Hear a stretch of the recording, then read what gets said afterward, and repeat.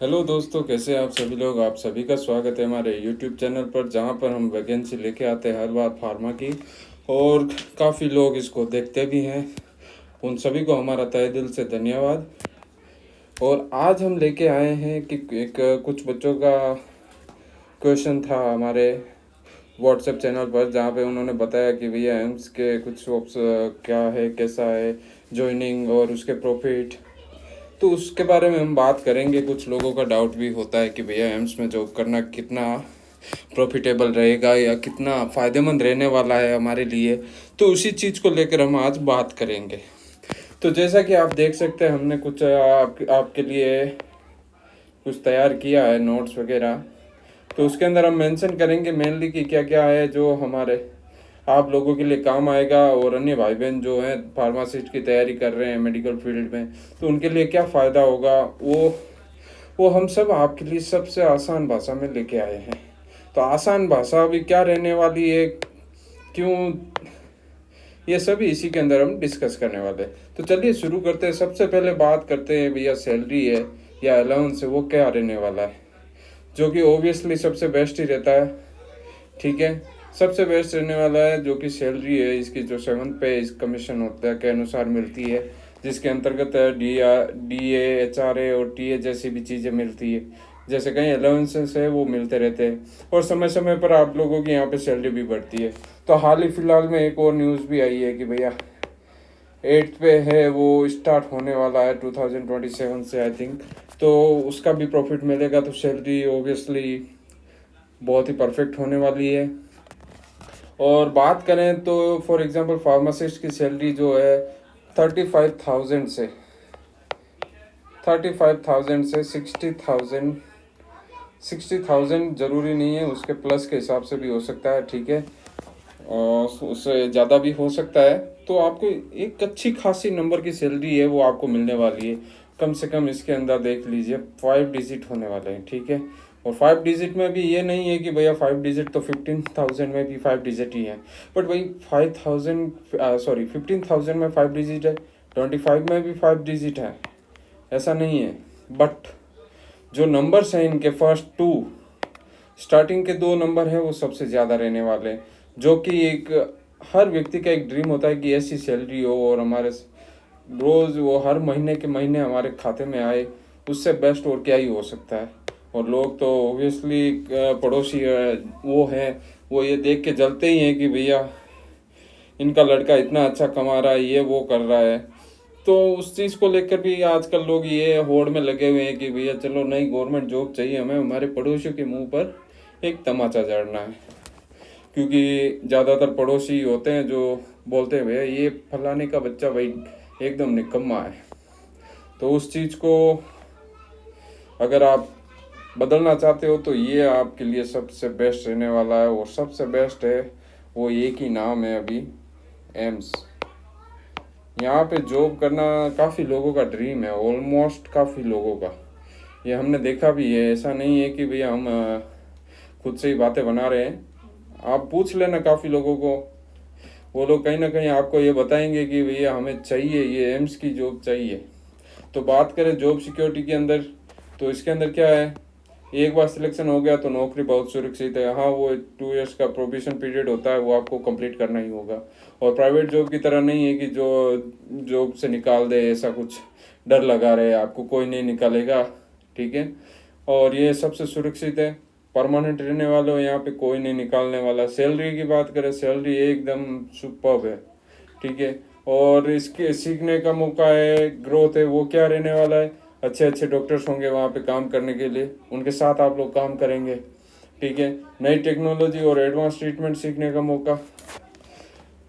ये नहीं कह रहा हूँ कि फार्मासिस्ट को भी मिलेगा नई ट्रीटमेंट और टेक्नोलॉजी के सीखने का मौका, उनके लिए भी अगर उस उनके फील्ड से जुड़ी होगी तो वो उनको भी सीखने के लिए मौका मिलेगा। और अन्य कोई व्यक्ति है, नर्सिंग वगैरह है या फिर डॉक्टर है, तो उनको भी एक नई टेक्नोलॉजी का जो आती है वहाँ पे, उनको भी वो सीखने का मौका मिलता है। प्रमोशन वहाँ पे मिलते रहते हैं। ठीक है, अच्छे खासे प्रमोशन मिलते हैं अगर बेस्ट ऑन परफॉर्मेंस भी है, आपके एक्सपीरियंस पे भी है, वो कैसा रहेगा उसके हिसाब से आपको परफॉर्मेंस और आपका जो प्रमोशन रहने वाला है वो रहेगा, ठीक है। और बात करें यहाँ पे एम्स के अंदर सबसे बेस्ट चीज़ है कि भैया यहाँ पे आपको रहने के लिए स्टाफ क्वार्टर मिलता है, ठीक है। कई एम्स में ऐसे हैं भैया कि वहाँ पे स्टाफ क्वार्टर मिलता है जैसे।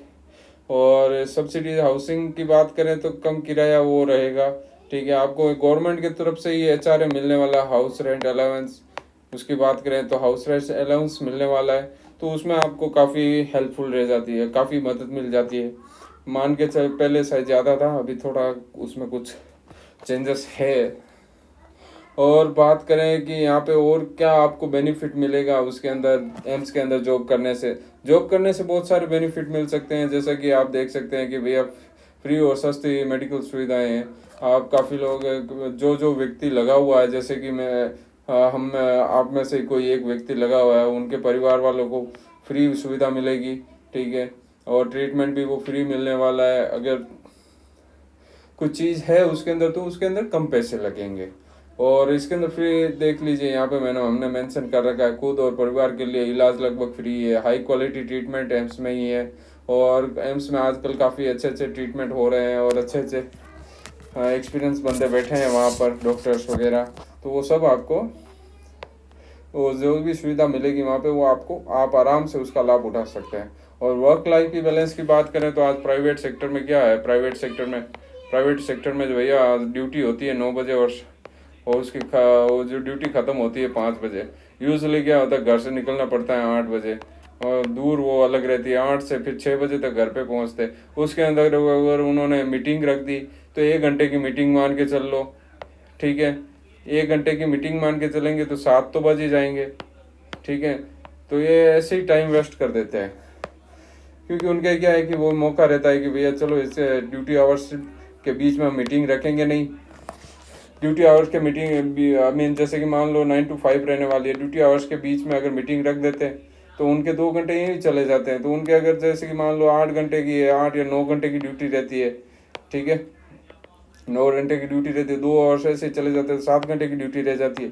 वो ये नहीं चाहते प्राइवेट वाले, वो चाहते हैं कि भैया आप 9 आवर्स ड्यूटी करो, ठीक है। 9 आवर्स ड्यूटी करो, उसके साथ साथ में अगर हम मीटिंग रखते हैं तो उसके अंदर भी पार्टिसिपेट करो। वो अगर आपके आवर्स अगर ज़्यादा हो रहे हैं या फिर लेट हो रहा है, वो आपकी जिम्मेदारी है, हम उसके अंदर कुछ नहीं करेंगे। तो उनका ये लफड़ा रहता है उनके, ठीक है। तो यहाँ पे एम्स की बात करें तो एम्स के अंदर क्या रहने वाला है, परफेक्ट अपने फिक्स ड्यूटी आवर्स रहने वाला है, ठीक है। मोस्टली गवर्नमेंट टाइमिंग रहने वाली है, यानी कि 6 आवर या फिर 8 आवर्स ही रहने वाली है, इससे ज़्यादा नहीं रहेगी आपकी।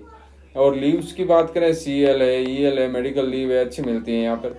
ये है सबसे बेस्ट यहाँ पे लीव्स है। लीव्स की बात करें तो सबसे बेस्ट है, CL की बात करें या फिर EL की बात करें या मेडिकल लीव की बात करें, तो ये आपको अच्छे से बेस्ट मिलेगी। प्राइवेट सेक्टर में क्या रहेगा, आपको अगर EL चाहिए या CL चाहिए या ML चाहिए तो उसके लिए आपको भीख मांगनी पड़ती है, भैया हमें प्लीज़ दे दो। उसके अंदर भी अगर हम बहस कर लेते हैं उनके सामने से, तो वो फिर उनको आगे जाके कैसे न कैसे करके भुगतना ही पड़ता है। तो फिर उसके लिए हमें भीख मांग मांग के अपनी छुट्टी लेनी पड़ती है, भैया दे दो, प्लीज़ दे दो। अगर तुम बीमार हो तो भी वो आधे दिन की उसमें भी डाउट करेंगे, नहीं भैया तुम एक काम करो, पहले मेडिकल कुछ सर्टिफिकेट है वो बना के लेके आ जाओ, उसके अंदर जमा करो, फिर हम ये अप्रूव कर देंगे। ये अलग से लफड़ा रहता है यहाँ पर। और प्रेस्टीज और रेस्पेक्ट की बात करें तो एम्स में काम करना बहुत सम्मान की बात है, बहुत ही बढ़िया भैया। एम्स के अंदर जो काम करता है ना, उसको आप एक बार गूगल में जाके देख लो, या फिर रियल लाइफ में अगर किसी को जानते हो तो उससे पूछ लो आप, वो अलग ही लेवल से आपको डिस्क्राइब करेंगे। और जो प्राइवेट सेक्टर में जाता है उनको भी पूछ लो, ऐसा नहीं है प्राइवेट सेक्टर बुरा है, अच्छा है। वहाँ पे भी सैलरी अच्छी खासी मिल जाती है, अगर वो डिपेंड करता है एक्सपीरियंस के ऊपर और अच्छे का, और किस कहाँ पे काम कर रहे हो उसके ऊपर डिपेंड करता है। और हम बात कर रहे हैं एम्स की, तो ये एम्स की इसलिए कर रहे हैं कि भैया यहाँ पे जॉब सिक्योरिटी रहती है, EL CL लीव्स वगैरह वो अच्छे रहते हैं, टाइमिंग्स वगैरह वो सबसे बेस्ट रहती है, परिवार का जो इलाज है वो हम वहाँ पे करवा सकते हैं, अच्छा ट्रीटमेंट मिल जाएगा। और रेस्पेक्ट की बात है वो सबसे अच्छे से मिलेगी। और जो व्यक्ति एम्स में काम कर रहा है उसके इज्जत अगर देखनी है तो उसके जब वो बंदा गाँव जाता है तो उसके आसपास के मोहल्लों में देख लो, वो आपको पता चल जाएगा कि वहाँ पे इज्जत कितनी मिलती है, ठीक है। और पेंशन की बात करें तो पेंशन है, रिटायरमेंट बेनिफिट्स वो आपको मिलने वाला है, न्यू पेंशन स्कीम आई हुई है, वो उसके अंतर्गत आपको जो भी मिलेगा बेनिफिट, वो आपको डेफिनेटली आप उसका एंजॉय कर लाभ उठा सकते हैं। ग्रेचुटी है या फिर पीएफ है या पीएफ जैसे बेनिफिट्स वो भी आपको अच्छे खासे मिलते हैं। गवर्नमेंट वालों को तो पता ही है भी है, गवर्नमेंट वालों को अगर रिटायरमेंट का बात करें या पीएफ का बेनिफिट बात करें, वो सबसे बेस्ट मिलता है उनको। और बात करें भैया एग्ज़ाम प्रिपरेशन या फ्रेंडली, तो स्टेबल जॉब होने की वजह से आगे की तैयारी भी कर सकते हो आप। अगर जैसा कि मान लो भैया आपको एक जॉब चाहिए सिक्योरिटी के लिए, एम्स की हो गई, अब आप चाहते हो कि भैया मैं आईपीएस की तैयारी करूं, तो यहाँ पे जाके आप आराम से तैयारी कर सकते हो इसके अंदर। अब ओबियस है अगर आप एम्स में लगे और वापस आप नीचे तो जाने वाले हो नहीं कि भैया स्टेट लेवल में जाके आपको 20 या 25 हज़ार की नौकरी करनी है, वो ओबियसली आप नहीं करोगे, इतना तो आप जानते ही हो। तो इसका कहने का मतलब यही है कि भैया अगर आप जॉब लेने के बाद में कि अगर अच्छी खासी तैयारी करना चाहते हो तो वो आप कर सकते हो अगर फर्दर तैयारी है। तो इसके अंदर कौन कौन अप्लाई कर सकता है? अगर तुम बी फार्मा से हो तो एम्स एम्स में जॉब एक ड्रीम जॉब है, क्योंकि इसमें ये पैसा, सम्मान, सुरक्षा और ग्रोथ सब मिलेगा। याद रखिएगा भैया, सबसे बेस्ट चीज़ है यहाँ पर, आपको ये सभी मिलेगी। और इसको अगर पाना है तो भैया टाइम पे पढ़ाई करो और टाइम ख़राब मत करो। और इसके अंदर सिलेक्शन प्रोसेस भी बता देते हैं कि भैया आपको क्या क्या करना है, क्या कैसे प्रिपरेशन करना है। तो प्रिपरेशन का सिंपल सा फंडा है, फार्मासिस्ट सिलेक्शन प्रोसेस। एम्स में फार्मासिस्ट बनने के लिए selection process clear and competitive होता है, ठीक है। तो ओबियस है भैया, अगर ये इतनी अच्छी जॉब है तो यहाँ पे लाखों लोग भी तैयारी करते होंगे और इस जॉब को पाने के लिए, जबकि सीटें निकलती है 5, 10, 15, 20, हो सकता है 500 भी निकले। बट इन 500 सीटों के ऊपर 1 लाख लोग, सबसे टफेस्ट काम है। तो तैयारी आपकी A1 होनी चाहिए उसके लिए, तभी आप वो सीटें हासिल कर सकते हो। तैयारी करते रहो बेस्ट।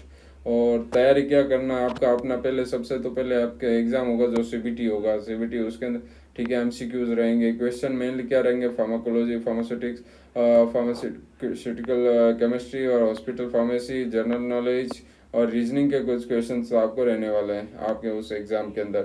और लेवल एग्ज़ाम के डी फार्मा या बी फार्म बेस्ट पे रहने वाला है, उसका आप जब अप्लाई करते हो तो उसमें चेक कर लीजिए क्या क्या रिक्वायरमेंट है। नेगेटिव मार्किंग हो सकती है, वो डिपेंड करेगा कि नोटिफिकेशन कैसा है, क्या है उसके अंदर है या नहीं है। और स्किल टेस्ट है वो भी होने वाला है। तो स्किल टेस्ट में क्या है, क्वालिफाइंग नेचर वो रहेगा, या सब फाइनल सिलेक्शन सीपीटी मार्क्स के आधार पर रहेगा, या डॉक्यूमेंट वेरिफिकेशन किए जाते हैं। तो उसमें ये आप चीज़ अगर फर्जी निकल जाती है तो भैया आप भूल ही जाओ, ये गलती से आप यहाँ पे आए थे, बस एक छोटा सा सपना था वो आया और सडनली आप जग गए। तो आपका अगर डिग्री वैलिड है, रजिस्ट्रेशन वैलिड है, तो आप प्लीज़ इसके अंदर ट्राई कीजिए, बेस्ट रहेगा। और final merit list CBT score के आधार पर फाइनल मेरिट लिस्ट बनती है। और selection wise UR OBC, SC, ST, EWS, वो उसके बेस्ट पे रहेगा कि किसकी कितनी रैंक जाती है। तो यहाँ पे हमने थोड़ा ब्रेक डाउन किया है, ट्राई किया है हमने, एग्जैक्ट हम इसका नहीं बोलेंगे, ठीक है। हमने कोशिश किया है कि भैया इसको कैसे एक्सप्लेन कर सकते हैं। जैसा कि बेसिक आपकी रहने वाली है 29,200, डीए की बात करें तो 14,600 रहने वाली है। एंड एचआरए की बात करें तो 5 to 8,000 रहने वाली है। और ट्रांसपोर्ट की बात करें तो 1500 से 3,000 की जो टीए रहने वाली है। TA means transport allowance. तो ये बेस्ट है। अगर टोटल इन हैंड की बात करें तो कम से कम आपके हाथ में 45 से 55 मंथली अप्रोक्स आने वाली है। बाकी पीएफ वगैरह वो कटेगा, वो बाद में इसका आपको बेनिफिट मिलेगा ही मिलेगा, ऐसा कुछ नहीं है। और बाकी की बात करें तो डिडक्शन की, तो सिटी वाइज है या XYZ क्लासेस, वो करके कुछ डिडक्शन के अनुसार बदल सकता है, ठीक है। हम एग्जैक्ट नहीं बता रहे हैं कि भैया इतनी मिलेगी, ऐसा नहीं हो कि भाई कमेंट सेक्शन में आके सर आपने इतना बोला था कि इतनी मिलेगी लेकिन हमें इतना मिल ही नहीं रहा है, ऐसा कुछ नहीं है। डिपेंड करता है सिटी वाइज या फिर उनके कुछ रूल्स रेगुलेशन होंगे अप्लाई करने के बाद में, तो उसके हिसाब से डिडक्शन के वो कितना रहेगा वो चेंजेस भी हो सकता है। और इसके अलावा बेनिफिट्स की बात करें छोटे शॉर्टकट्स में, तो फ्री मेडिकल फैसिलिटी मिलेगी, स्टाफ क्वार्टर इफ अवेलेबल, और एनुअल इंक्रीमेंट वो भी रहने वाला है, एनपीएस, पेंशन की सुविधा रहने वाली है, फेस्टिवल बोनस वो भी हो सकता है, और important eligibility D pharm B pharm रहेगा, स्टेट फार्मेसी काउंसिल रजिस्ट्रेशन, ठीक है। और एज आपकी रहने वाली है 28 से 27 ईयर्स। और इसके बाद में बात करें तो रिलैक्सेशन की बात करें, जो एज रिलैक्सेशन मिलता है वो आपके जो रहने वाला है उसके अंदर कितना क्या एप्लीकेबल होता है सेक्शन वाइज, तो वो डिपेंड करेगा, ठीक है।